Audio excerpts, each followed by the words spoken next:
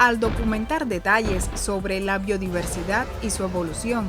Ya en el siglo XIX y principios del XX, naturalistas como Charles Darwin o Alfred Russell advirtieron sobre la extinción de ciertas especies. Sin embargo, no es hasta 1964, con la creación de la Lista Roja de la Unión Internacional para la Conservación de la Naturaleza, que se consolida el primer esfuerzo global y sistemático para catalogar el riesgo de extinción de especies a nivel mundial. Las listas rojas se consideran un barómetro de la vida. Son la fuente principal de datos sobre la conservación de animales, hongos y plantas y se basan en un sistema de categorías y criterios que permiten clasificar las especies en alto riesgo de extinción global. Estas categorías son extinto o extinto en estado silvestre, peligro crítico o en peligro y vulnerable para especies amenazadas de extinción a nivel mundial, casi amenazado para especies próximas a los umbrales de amenaza o que se encontrarán amenazadas si cesan las medidas de conservación en vigor que les están específicamente destinadas. Preocupación menor para especies evaluadas con un riesgo de extinción menor y datos insuficientes para, precisamente, especies no evaluadas a causa de la insuficiencia de datos. Hasta la fecha se han examinado más de 163.000. De ellas, el 28% del total están amenazadas. La lista roja proporciona detalles sobre el área de distribución, el tamaño de las poblaciones, el hábitat, el uso, la ecología y las amenazas de las especies. Sobre cómo estos procesos implican a la agricultura, estaremos conversando hoy.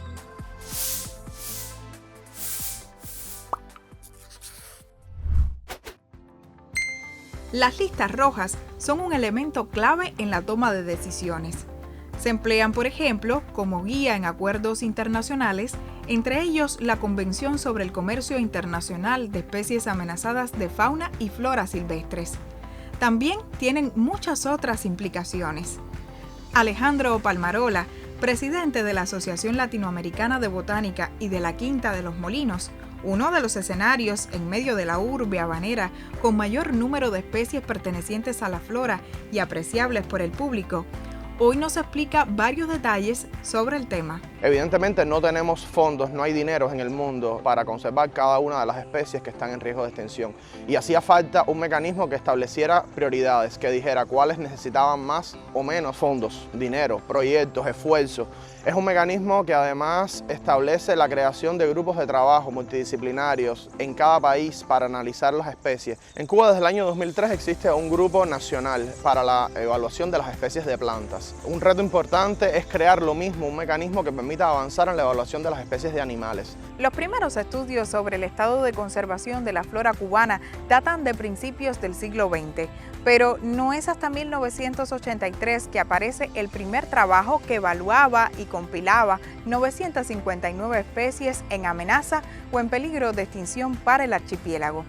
La última edición de la lista roja cubana es del año 2016, aunque en 2021 se actualizaron algunos datos. El grupo de plantas realmente fue precursor en el país en temas de conservación. Ha hecho ya 2 listas rojas publicadas, una tercera en proceso de publicación, que ha permitido saber el estado de conservación de prácticamente el 100% de las especies de plantas. Hay muchas especies que se han categorizado en un momento como extintas. Esto ha permitido enfocar esfuerzos en buscarla, en saber si realmente la especie estaba extinta y de pronto aparece y cambia de categoría. Siempre digo que las categorías de amenazas no están tatuadas en el nombre de la especie. Las categorías de amenazas son categorías que cambian con la aparición de nueva información. Al tener nueva información disponible, los expertos conocen nuevas localidades, exploran nuevos lugares del país, que todavía tenemos muchos lugares inexplorados, encuentran poblaciones pequeñas remanentes dentro de las áreas protegidas y eso cambia completamente el estado de conservación de la especie y se vuelve a hacer la evaluación, se somete a la evaluación de la Comisión para la Supervivencia de las Especies y queda aprobada. En este proceso dinámico para la evaluación de las especies de la flora, donde además se capacitan nuevos expertos que promueven iniciativas a favor de la conservación, han jugado un papel fundamental en Cuba varios investigadores del Jardín Botánico Nacional, como por ejemplo el Dis Rafael Becker, quien es curador principal del herbario ubicado en este lugar, una colección científica de plantas con sus diferentes partes secas como registro para los posibles estudios. Los herbarios tienen una historia muy antigua porque fueron y han sido la base de los estudios sobre la flora de los diferentes lugares del mundo, pero también sirven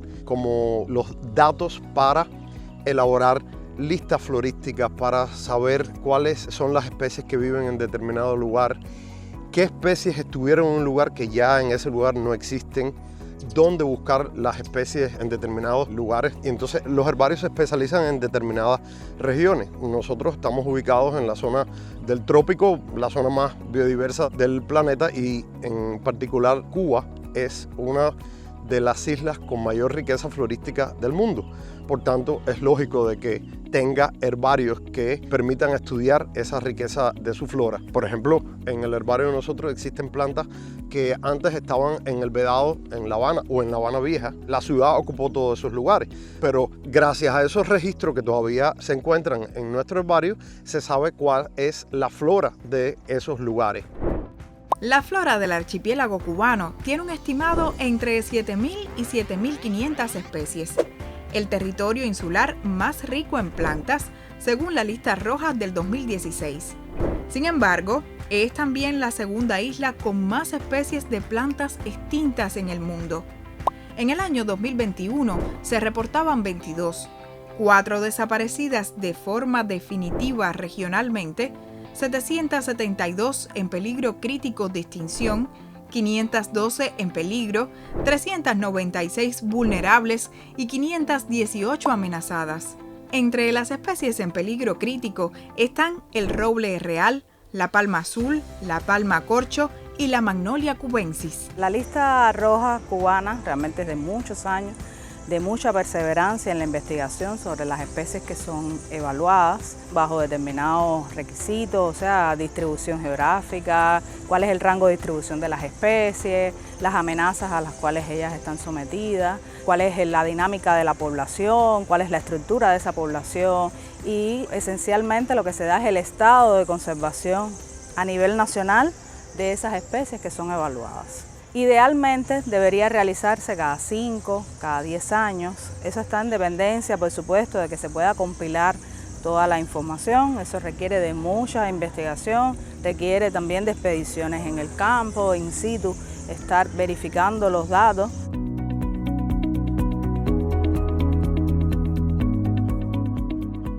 Las amenazas a la flora de Cuba son realmente las amenazas que nosotros tenemos identificadas para la biodiversidad cubana en general. La expansión de actividades socioeconómicas, tenemos por supuesto también el comercio ilegal de algunas de nuestras especies de la flora. Incendios forestales en el caso de Cuba tiene una connotación también especial.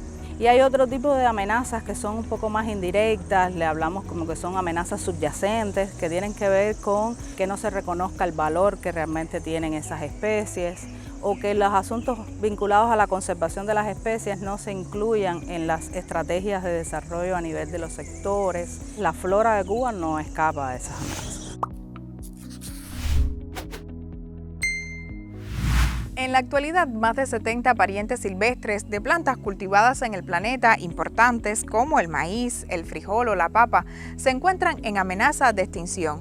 Esa pérdida de diversidad genética incide directamente en la seguridad alimentaria. Por esto, el Instituto de Investigaciones Fundamentales en Agricultura Tropical Alejandro de Humboldt, por sus siglas INIFAT, se ha convertido en la sede del Banco Central de Germoplasma del país, un elemento esencial en la preservación del patrimonio genético vegetal, aspecto en el que se ha especializado la investigadora Lianne Fernández Granda, una de las voces autorizadas cuando de recursos fitogenéticos hablamos. Como parte de la lista roja, nos explica varias de las amenazas que atentan contra especies destinadas a la alimentación. El uso intensivo de la tierra, ya sea para procesos ganaderos o sistemas agrícolas, llevando en monocultivo, eso trae pérdida de biodiversidad. Otro elemento importante es las afectaciones por el cambio climático, el exceso de temperatura, la sequía extrema, las inundaciones y otros fenómenos hidrometeorológicos que también nos están afectando. La utilización de especies exóticas traídas a nuestro país, como es el caso de muchas especies invasoras, también han promovido el desplazamiento de algunas especies cubanas.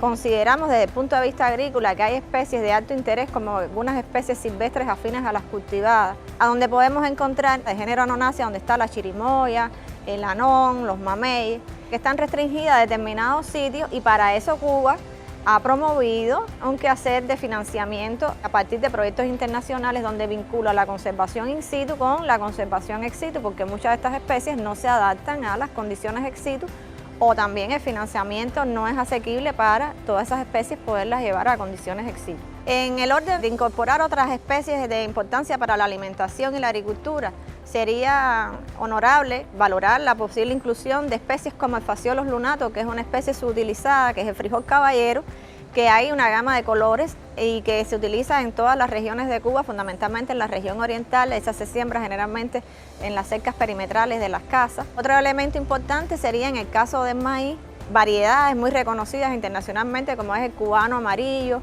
o el amarillo cubano, que en las décadas del 50 del siglo pasado tuvieron un gran esplendor a nivel regional y a nivel internacional estas variedades. Una práctica importante que puede contribuir a la conservación de material genético de plantas cultivables valiosas para Cuba es la implementación y desarrollo de biofábricas.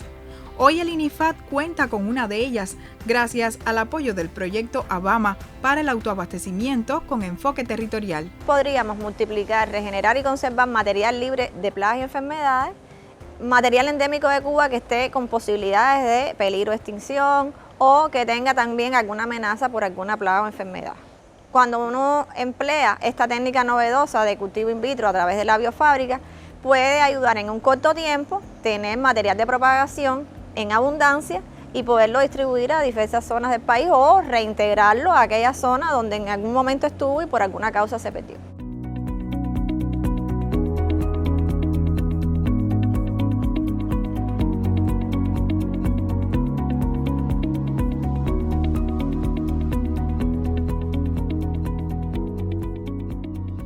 La dimensión real del impacto que causa la pérdida de la diversidad vegetal aún no es comprendida del todo, aunque muchos sí le ofrecen la atención que merece por su significado. Reducir entonces esa presión directa sobre la diversidad biológica, promover su uso sostenible, mejorar los procesos que inciden en la protección de la genética, las variedades y de los propios ecosistemas resulta vital para nuestra supervivencia.